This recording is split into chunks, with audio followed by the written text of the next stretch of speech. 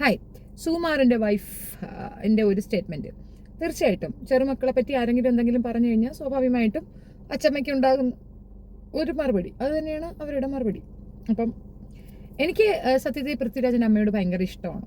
എനിക്ക് അന്ന് വെച്ചാൽ അവരുടെ ഒരു എഫേർട്ടിൻ്റെ ആഫ്റ്റർ എഫക്റ്റാണ് രണ്ട് മക്കൾ. നല്ല കുട്ടികൾ, പ്രത്യേകിച്ച് പേരുദോഷങ്ങളൊന്നും കേൾപ്പിക്കാതെ നല്ല പിള്ളേർ.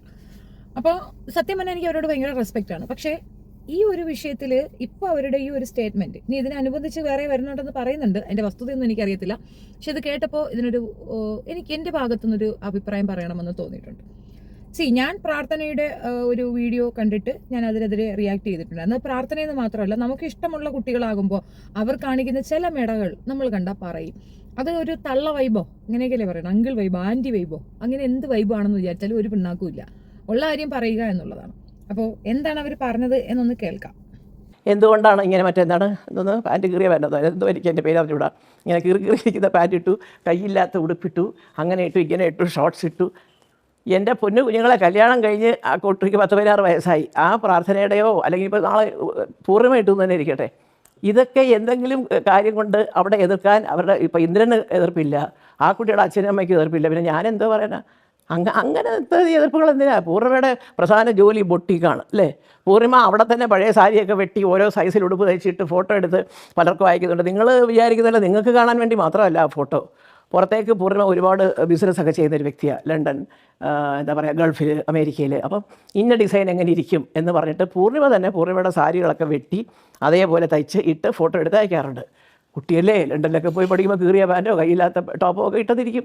അപ്പോൾ കൊച്ചുകുട്ടികളല്ലേ ലണ്ടനിലൊക്കെ പഠിച്ചു, അവിടെ ചെല്ലുമ്പോൾ എന്താ ഇങ്ങനെ കീറിയിരിക്കുന്ന പാൻറ്റ്, എന്താ ഇങ്ങനെ കയ്യില്ലാത്ത, ഇതിങ്ങനെ ചോദിക്കാൻ അവിടെ ഒന്നും ആരുമില്ല. നിങ്ങൾക്കറിയാമല്ലോ വിദേശ രാജ്യങ്ങളിലെ, പാശ്ചാത്യ രാജ്യങ്ങളിലെ വേഷവിധാനമൊക്കെ. അപ്പോൾ അവിടുന്ന് കുറേ ഡ്രസ്സ് വാങ്ങിക്കും, ഇടും, അത് വരും. അപ്പോൾ അത് അവിടെ ഇട്ടു. ഇവിടെ വരുമ്പോൾ ഇവിടുത്തേതായ സാരി ഇടുന്നതുകൊണ്ട് പ്രാർത്ഥനയിൽ ഇവിടെ വന്നിട്ടുണ്ടല്ലോ, അമ്പലത്തിലുമൊക്കെ പൂജകൾക്കൊക്കെ. അപ്പോൾ അത് കൊടുക്കും, ഇത് കൊടുക്കും, അതൊക്കെ അവരുടെ ഇഷ്ടമല്ലേ. ഇപ്പോൾ ഈ പറഞ്ഞതിനോട് ഞാൻ പറയും, ശ്രദ്ധിക്കണം മോളെ, ഓരോരോ സദസ്സിൽ പോകുമ്പോൾ വിമർശകരായിരിക്കും കൂടുതൽ. എൻ്റെ പ്രായമോ ഒന്നും അവർക്ക് പ്രശ്നമല്ല, എന്തെങ്കിലും ഒന്ന് പറയുന്ന ഒരു മനുഷ്യൻ്റെ ഒരു സ്വഭാവമാണത്. ഇപ്പോൾ ഞാൻ നാളെ ഇവിടെ ഒരു ജീൻസും ഒരു ഷർട്ടും ഇട്ട് നടക്കാതിരിക്കട്ടെ. അല്ല, ഫിസിയോതെറാപ്പി ചെയ്ത ഡോക്ടർമാരൊക്കെ പറയുന്നുണ്ട് പൈജാമ പോലെ തയ്ച്ച്, ശരിയാണ്. പക്ഷേ അപ്പോൾ പറയുന്നത് അയ്യോ ഇവരെന്തിങ്ങനെ, ഇവർക്കൊരു കുഴപ്പമില്ലായിരുന്നല്ലോ കഴിഞ്ഞ ആഴ്ച വരെ എന്ന് പറയും. എന്തുകൊണ്ടാണ് ചേച്ചി ഇങ്ങനെ ലൂസ് പൈജാമയും ഷർട്ടും ഇട്ട് നടക്കുന്നത് ആരെങ്കിലും അന്വേഷിക്കുമോ? ഇല്ല. അപ്പോൾ ഞാനങ്ങനെ നടക്കാത്ത എന്താണെന്ന് വെച്ചാൽ ഇവിടുത്തെ ആൾക്കാരെ ഞാൻ ജനിച്ച കാലം തൊട്ട് കാണുന്നു. ഞാൻ വിദേശത്തൊന്നും പഠിച്ചിട്ടുമില്ല, പോയിട്ടുമില്ല. അങ്ങനെ ഒരു കുട്ടി ചെയ്തു, അതിന് എൻ്റെ അച്ഛൻ എന്ത് വേണം, അമ്മ എന്ത് വേണം, അത് അവർ നോക്കട്ടെ. എന്തെങ്കിലും ഒരു കുറച്ചുകൂടി അയ്യോ വേണ്ട മോളെ എന്നുണ്ടെങ്കിൽ അത് പറയും. അവർ പറയും.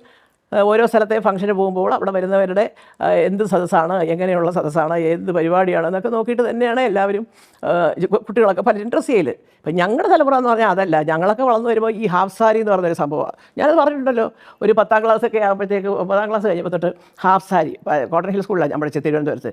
പച്ചപ്പാവാട, വെള്ള ബ്ലൗസ്, വെള്ള ഹാഫ് സാരി. ഈ ഹാഫ് സാരി ഇപ്പോൾ കാണാറുണ്ടോ? എന്താ ആരും അന്വേഷിക്കാത്ത ഹാഫ് സാരി ഇവിടെ പോയത്? തമിഴ്നാട്ടിൽ പിന്നെയുണ്ട്, ഇവിടെ ഇല്ല. ഇവിടെ അതിന് വരെയാണ് ഇപ്പോൾ ഈ ചുരിദാർ വന്നിരിക്കുന്നത്. പക്ഷേ അത് കുറേ കൂടെ നല്ല ഡ്രസ്സാണ്, ഫുള്ളി കവേർഡാണ്, എല്ലാം ഉണ്ട്. പക്ഷേ ഞങ്ങൾക്ക് ഈ ചുരിദാറൊന്നുമില്ല. ഞങ്ങൾ ഹാഫ് സാരി എടുത്ത് സ്കൂളിലും കോളേജിലും ഒക്കെ പോയി, പിന്നെ അത് കഴിഞ്ഞാൽ സാരി, ഇത്രയേ ഉള്ളൂ. അതിനപ്പുറത്തോട്ടുള്ള ഡ്രസ്സുകളില്ല. അന്നും ചില വിദേശത്തു നിന്നൊക്കെ വരുന്ന പിള്ളേർ ചില പാൻറ്റും, പക്ഷേ അപ്പോഴും ഇതുപോലത്തെ ടോപ്പുകളൊന്നും അല്ല, ഈ കീറിയ പാൻറ്റൊന്നും ഇല്ല. അതൊക്കെ ഇപ്പോഴാണ്. അപ്പോൾ ഓരോ കാലങ്ങളുടെ മാറ്റം അനുസരിച്ച് ഫാഷൻ മാറുമ്പോൾ ചിലർക്ക് ഒരു ആകർഷണീയത തോന്നും. അത് ഇപ്പോൾ 17 വയസ്സായ കുട്ടിക്ക് തോന്നാൻ പാടില്ല, 47 വയസ്സായ തടിച്ചുകൾക്കിടാം എന്ന് അങ്ങനെയൊന്നും പറയരുത്. അങ്ങനെ ആദ്യം നിങ്ങൾ അവരെയൊക്കെ വിമർശിക്കുക, പിള്ളേരെ വിട്. സത്യത്തിൽ ഉള്ള റെസ്പെക്റ്റ് എല്ലാം കൂടെ അങ്ങോട്ട് പോയി എന്നാണ് ഇതിനകത്ത് ചുരുക്കം എനിക്ക് പറയാനുള്ളത്. ചോദ്യം പുള്ളിക്കാരത്തി തന്നെ ചോദിക്കുന്നു, ഉത്തരവും പുള്ളിക്കാരത്തി തന്നെ തരുന്നു. അതായത് അവർ ഈ ഒരു പ്രായത്തിൽ അതൊക്കെ ഇട്ട് കഴിഞ്ഞാൽ ആളുകൾ കളിയാക്കുമായിരിക്കാം. ഞാൻ ആപ്സാരിയുടെ കാര്യം അങ്ങനെ കോംപ്ലിക്കേറ്റ് ചെയ്യണം. ആപ്സാരി അത് ഇതെന്നൊക്കെ പറഞ്ഞിട്ട് കോംപ്ലിക്കേറ്റ് ചെയ്യണം. തർക്കമില്ല, പുള്ളിക്കാരത്തിയുടെ കൺഫ്യൂഷനൊക്കെ ശരിയാണ്. നിങ്ങൾ എന്തുകൊണ്ട് ആപ്സാരി എടുക്കുന്നത്? ഇപ്പോൾ ആപ്സാരിയൊക്കെ വയസ്സായവരും ഇടുന്നുണ്ട്, കുറച്ചധികം പ്രായമുള്ളവരും ഇടുന്നുണ്ട്. പ്രായമല്ല ഒരാളുടെ വസ്ത്രത്തിൻ്റെ ഇതിന് നിശ്ചയിക്കുന്നത്. ഇവിടെ ആ കുട്ടി മിനി സ്കേർട്ട് ഇട്ടെന്നോ അല്ലെങ്കിൽ ആ രീതി അതല്ല പറഞ്ഞിട്ടുള്ളത്. മെയിനായിട്ട് പ്രാർത്ഥനയുടെ മെയിൻ കളി ഡ്രസ്സ് അങ്ങോട്ട് അവോയ്ഡ് ചെയ്തിട്ട് അറ്റൻഷൻ സീക്ക് ചെയ്യുക എന്നുള്ള കളിയാണ്.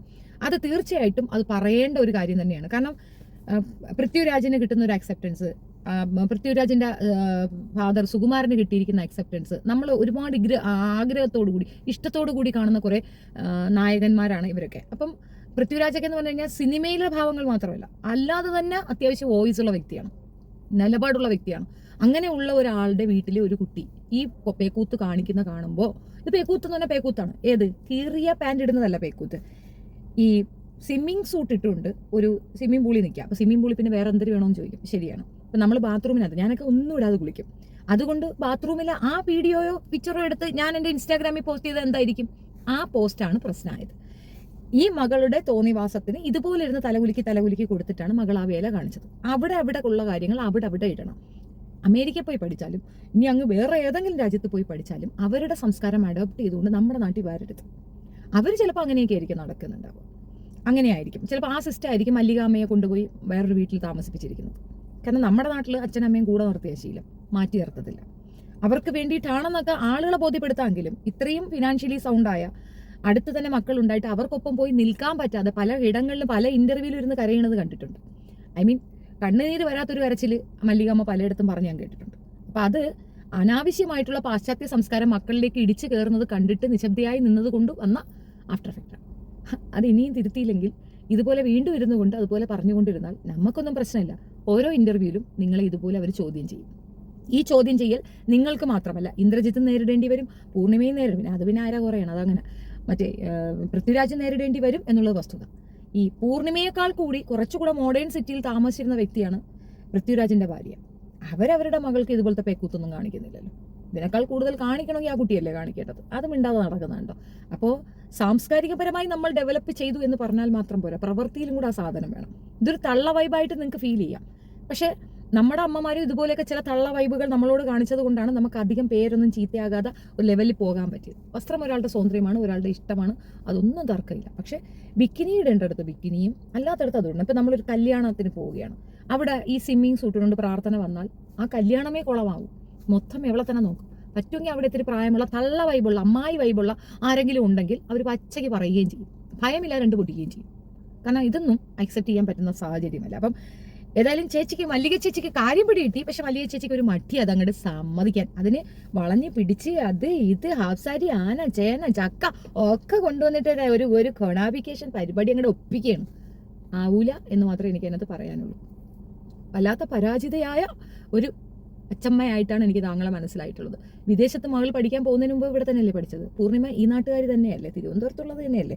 ഇപ്പോൾ നമ്മളിപ്പോൾ എറണാകുളത്തുള്ള പിള്ളേരൊക്കെ കുറേയൊക്കെ കാണിച്ചാലും പിന്നെ നമുക്ക് പറയാം തിരുവനന്തപുരം അങ്ങനെയല്ലല്ലോ, മിഡിൽ ക്ലാസ് ഏരിയയാണ്. അപ്പോൾ അത് കണ്ടു വളരുന്ന കുറേ പേരൊക്കെ ഉണ്ട്. പിന്നെ ബൊട്ടിക്കിപ്പോൾ ഇവിടെ വേണ്ട കാവ്യമാധവനും ചെയ്യുന്നുണ്ട്, അതുകൊണ്ട് അവൾ തുണിയില്ലാണ്ട് നടക്കുന്നുണ്ട്. ഫാഷനൊക്കെ ആക്കാം, ബട്ട് ഒരു പരിധി വിടുമ്പോൾ അത് കാണുന്നവർ ക്രിറ്റിസിസം നടത്തും. പിന്നെ ദടിച്ചികൾ, 47 വയസ്സുള്ള ദടിച്ചികൾ. 47 വയസ്സൊരു കുഴപ്പമാണോ? ദടിച്ചി എന്ന് പറയുന്നത് ഒരു കുഴപ്പമാണോ? ബോഡി ഷേമിങ് ആരെയും സ്പെസിഫൈ ചെയ്യാതെ തന്നെ ബോഡി ഷേമിങ് മല്ലിക ചേച്ചിക്ക് ചെയ്യാമെങ്കിൽ പിന്നെ മല്ലിക ചേച്ചിയുടെ വീട്ടുകാരെ ചെയ്യുമ്പോൾ മല്ലിക ചേച്ചിക്ക് എന്തിനാ വിഷമം വരുന്നത്? പോയി പണി നോക്കുന്ന പറയുന്നത് എന്തിനാ? കാശും പണവും 10 പുത്തനും ഉണ്ടായിട്ട് കാര്യമില്ല. തലയിലും കൂടെ എന്തെങ്കിലും മസാല കയറണം. അതില്ലാത്തതിൻ്റെ കുറവായി കാണുന്നത്. തലയിൽ മസാല കുറവാണ് എന്ന് മനസ്സിലായിട്ടുണ്ട്. ആളുകളെ പറ്റിക്കാൻ വേണ്ടിയിട്ട് പല വായ്ത്താളവും പറയുന്നതായിട്ടാണ് മല്ലിക ചേച്ചിയുടെ ആകെ മൊത്തം ഒരു നിലവാരം താഴ്ന്നു വരുന്നുണ്ട്. പ്രത്യേകിച്ച് ഭാവനയുടെ വിഷയം, മറ്റേ ഹേമ കമ്മിറ്റി ആകെ മൊത്തത്തിൽ കൊണ്ട് കളഞ്ഞിട്ടിരിക്കുകയാണെന്നാണ് മനസ്സിലായിട്ടുള്ളത്. ഇച്ചിരി പൊങ്ങത്തരണ്ട്. ആ പൊങ്ങത്തരത്തിനൊത്ത് ചെറുമക്കളും കൂടെ ഡെവലപ്പായാൽ വേറെ പ്രശ്നമൊന്നുമില്ല. അല്ലാത്ത പക്ഷേ ആളുകൾ എടുത്ത് വെച്ച് കൊടുക്കും ചേച്ചി, അതൊരു പ്രശ്നമാണ്. നാട്ടുകാരങ്ങനെയാണ്, പൊതുജനം പലവിധമെന്നല്ലേ. ഏതായാലും ഞാൻ എൻ്റെ അഭിപ്രായം പറയുന്നുണ്ട്. ബാത്റൂമിൽ കുളിക്കുന്ന സീനെടുത്ത് ഇൻസ്റ്റാഗ്രാമിൽ പോസ്റ്റ് ചെയ്യാനും മാത്രം സംസ്കാരം എനിക്കും വളർന്നിട്ടില്ല, നമുക്ക് ചുറ്റുമുള്ള കുറേയധികം പെൺകുട്ടികൾക്കും വളർന്നിട്ടില്ല. അതുകൊണ്ട് അവരതെടുത്ത് റിയാക്ട് ചെയ്യും. താങ്കൾ മകളെ അങ്ങ് UK-ലോ അമേരിക്കയിലോ ഒക്കെ എവിടെയെങ്കിലുമൊക്കെ വിട്ട് പഠിപ്പിച്ചിട്ട് ബാത്റൂമിലെ സീനും കൂടെ എടുത്തിടുകയാണെങ്കിൽ ബെഡ്റൂം സീനും കൂടെയൊക്കെ എടുത്തിട്ട് പൂർണിമയോട് പറ. അതാണ് കുറച്ചുകൂടെ വൈബ് കിട്ടുന്ന ഒരു സാധനം. ബെഡ്റൂം സീനും കൂടെ വരട്ടെ, കുഴപ്പമില്ല. ബെഡ്റൂമിൽ എങ്ങനെയാണ് അവൾ കിടക്കുക എന്നുള്ളതിൻ്റെ ഒരു പിക്ചറും കൂടെ വന്നാൽ റോൾ മോഡലായിട്ട് എല്ലാവരും ആക്സെപ്റ്റ് ചെയ്യും എന്ന് മാത്രമേ എനിക്ക് പറയാനുള്ളൂ. മറ്റുള്ളവരെ കുറ്റപ്പെടുത്തുന്നതിന് മുമ്പ് ഒന്ന് ആലോചിച്ചാൽ നല്ലത്, അത്രയേ ഉള്ളൂ. ഇതുപോലെ താങ്കൾ ആൻസർ പറയേണ്ടി വരുമെന്ന് തന്നെയാണ് അന്നത്തെ എൻ്റെ വീഡിയോ. തീർച്ചയായിട്ടും അതെ. അതേപോലെ തന്നെ വേറൊരു കൊച്ചുണ്ടല്ലോ, കൃഷ്ണകുമാറിൻ്റെ മോള്, ചാട്ടക്കാരി ഉണ്ടല്ലോ, അവൾക്കും ഇത് തന്നെയാണ്. കാണാൻ നല്ല ചന്തമുള്ള വ്യക്തിത്വമുള്ള കുട്ടിയാണ്. പക്ഷെ എന്ത് ചെയ്യാം, കൈയിരിപ്പ് ചെയ്ത് നേരം കാണിക്കുന്ന കണ്ടാലുണ്ടല്ലോ, നമ്മളത് കണ്ടാൽ പറയും. അപ്പോൾ അവർക്ക് എത്ര റൈറ്റ്സ് ഉണ്ടോ സോഷ്യൽ മീഡിയയിൽ ആക്റ്റീവായി നിന്ന് ഒരു ഇൻഫ്ലുവൻസറായി വിലസാൻ എത്രത്തോളം റൈറ്റ്സ് ഉണ്ടോ അത്രയും റൈറ്റ്സ് സോഷ്യൽ മീഡിയ ഇൻഫ്ലുവൻസറായ ബാക്കിയുള്ളവർക്ക് അഭിപ്രായം പറയാനുമുണ്ട്. അത് അഭിപ്രായം പറയാൻ പറ്റുന്ന കാര്യങ്ങളാണ്. പ്രത്യേകിച്ച് നമ്മൾ ഇഷ്ടപ്പെടുന്ന വ്യക്തികളുടെ ചെറുകുട്ടിയാണ്. അപ്പോൾ അത് തീർച്ചയായിട്ടും പറയും. താങ്കളെ ഇഷ്ടപ്പെട്ടിരുന്ന ഒരു വ്യക്തി ആയതുകൊണ്ടാണ് പെട്ടിരുന്നാന്ന് എടുത്ത് പറയും. കാരണം ഈ ഒരു സ്റ്റേറ്റ്മെൻറ്റ് ഭയങ്കര ബോറാണ് മല്ലിക ചേച്ചി, തിരുത്തുന്നതായിരിക്കും നല്ലത്. Thank you so much.